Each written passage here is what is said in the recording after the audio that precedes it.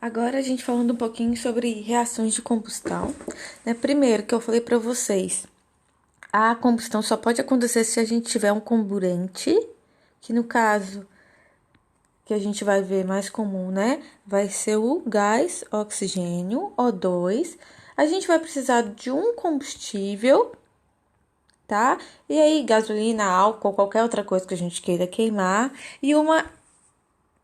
Eu lembro que Fortunato até falou assim: calor, professora. Não, energia de ativação, tá? Ou seja, uma fonte de ignição, a energia necessária para a reação acontecer. Não necessariamente essa energia pode ser dada em forma de calor, tá? Ela pode ser uma faísca elétrica, ela pode ser um atrito mecânico, tá? Uma compressão, mas ela precisa dessa energia de ativação.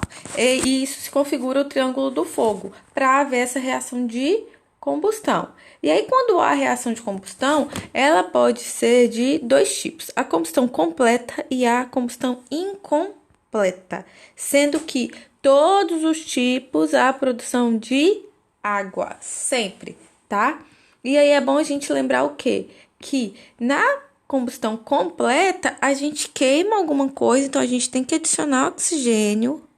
Isso sempre vai formar o quê? Gás carbônico e água. Ah, professora, e o balanceamento, a estequiometria? Depende da quantidade de carbonos que eu tenho aqui no meu combustível, tá bom? Na combustão incompleta, a gente tem aquela que é formada que produz monóxido de carbono, que é o que? CO. Então, vai ser a mesma coisa, o combustível mais oxigênio, formando CO mais água. E o outro tipo de combustão incompleta é a conformação da fuligem. Deixa eu dar um jeito nisso aqui. Que aí a gente vai fazer O2 formando C, que é o carvão, a fuligem, é aquela fumaça preta, mais água, tá? Tô somando aqui o combustível também. Nessas reações de combustão, o que aparece bastante para vocês é a diferença entre a combustão do álcool e da gasolina, tá? E aí a gente tem que lembrar que o álcool, por ter menos carbonos, é o etanol, então tem dois carbonos, ele libera menos CO2 que a gasolina. A gasolina, na maioria das vezes, ela é composta por hidrocarbonetos de 8 carbonos.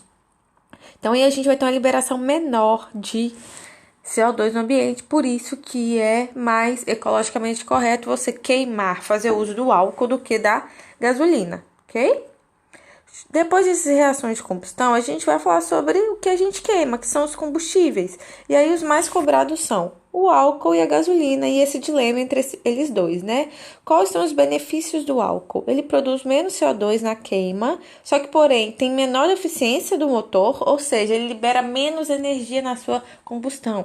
A gente viu que todas as combustões são reações exotérmicas, mas a combustão do álcool é uma reação que libera menos energia do que a combustão da gasolina. Por isso que ele tem menor eficiência no motor automotivo, tá? Aí aqui, ó, menor energia liberada e é um combustível renovável porque ele é feito de cana-de-açúcar. Então, se acabar a cana, eu posso plantar, renovar a minha plantação e eu vou ter álcool de novo, tá? A gasolina, ponto negativo, ela produz mais gás carbônico, tá? Mas, em contrapartida, tem maior eficiência. Ela é um combustível não renovável porque ela vem do petróleo. Aí lembro que o grupo de Daniel que ia falar sobre isso, octanagem da gasolina. Octanagem da gasolina, ela expressa a qualidade que a gasolina tem. E essa qualidade ela é expressa pela quantidade de octano, de isooctano que tem na gasolina, tá? Então, se eu tiver maior porcentagem de isoctano, quer dizer que a minha gasolina é melhor, ou seja, vai render, vai me fazer com que o motor tenha um maior rendimento, ok? E outro termo que aparece também é a gasolina aditivada. O nome já diz, aditivada, que teve a adição de algo. Algo. Na maioria das vezes, essa adição são de substâncias detergentes para ajudar na limpeza do motor e aumentar aí o rendimento do combustível, tá? Depois disso, a gente vai falar rapidamente sobre o carvão mineral, que era o que Eric ia falar. Carvão mineral ele foi o quê? Um combustível que substituiu a lenha e foi substituído pelo petróleo depois. Ele tem um processo de obtenção parecido com o do petróleo, só que no petróleo a gente tinha o quê? Animais mortos, não é? que formaram o petróleo. Ele é a decomposição da madeira. Então, na sua formação, a gente vê bastante moléculas de carbono, tá?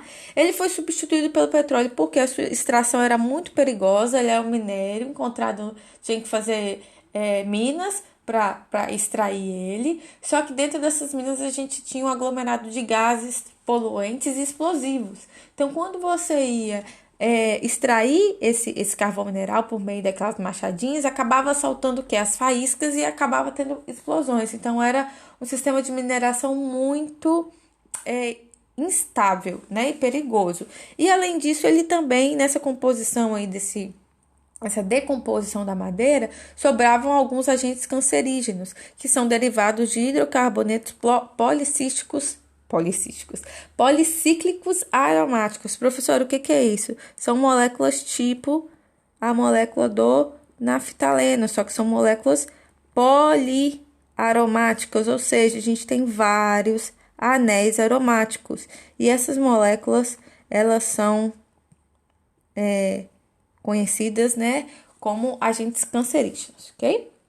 E por último, mas não menos importante, o efeito estufa. O que ele tem a ver com isso tudo? Primeiro, o que é efeito estufa, né? Como que ele ocorre? Ele é um processo que contribui para o aquecimento da Terra. Então, a gente tem aí várias vertentes falando sobre efeito estufa, mas é comprovado que ele é um processo natural que contribui para o aquecimento da Terra e contribui também para a existência da vida no planeta. Ou seja, se eu tenho um aumento da minha temperatura, eu possibilito maior quantidade de formas diferentes de vida, tá? E como que esse aquecimento ocorre? A gente tem a incidência dos raios solares na Terra, e aí quando vai haver a reflexão desses raios, a gente tem uma camada aqui, ó, em volta do planeta Terra, que é composta por esses gases que a gente vai falar daqui a pouco, os gases responsáveis pelo efeito estufa. Esses gases, eles não deixam essa radiação solar voltar. Então, a parte desse calor que é irradiado para a Terra, ele fica preso aqui, tá? E ele fica retido por quê? Justamente por causa desses gases. Então, esse calor ele não se dissipa. E isso faz com que haja um aquecimento da Terra, ok? O que acontece?